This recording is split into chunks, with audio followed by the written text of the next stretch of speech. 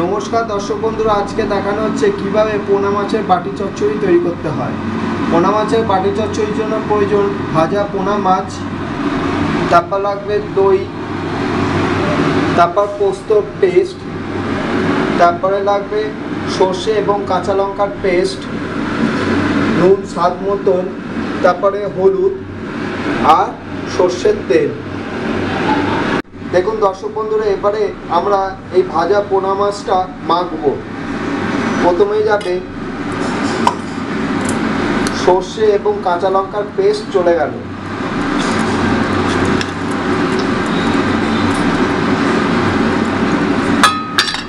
তারপরে যাবে পোস্তর পেস্ট,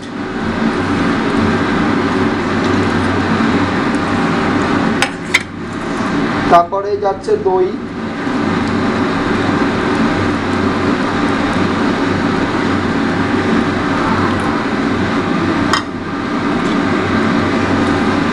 তারপরে নুন স্বাদ মতন যাচ্ছে,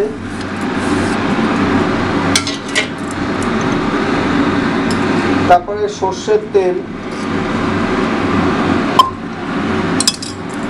তারপরে যাচ্ছে হলুদ,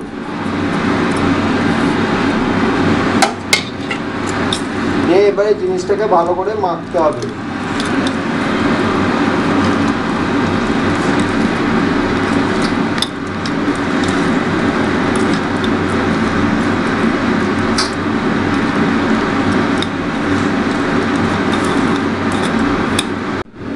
দেখুন আমাদের এই পোনা মাছটা মাখা হয়ে গেছে। এবারে আমরা গরম করব জিনিসটাকে এবারে রান্না করতে হবে।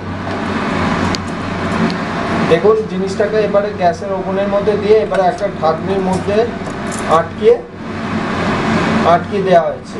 তারপরে মিনিট 15 বাদে জিনিসটাকে আমরা খুলবো ঢাকনিটা। আর সবসময় মনে রাখতে হবে ফ্লেমটা সবসময় হালকা আঁচে করতে হবে, লো ফ্লেমে সবসময় করতে হবে এই পোনা মাছের বাটি চচ্চড়ি। দেখুন দর্শক বন্ধুরা, আমরা মিনিট 10 মিনিট বাদে আমরা এই ঢাকনিটা খুললাম।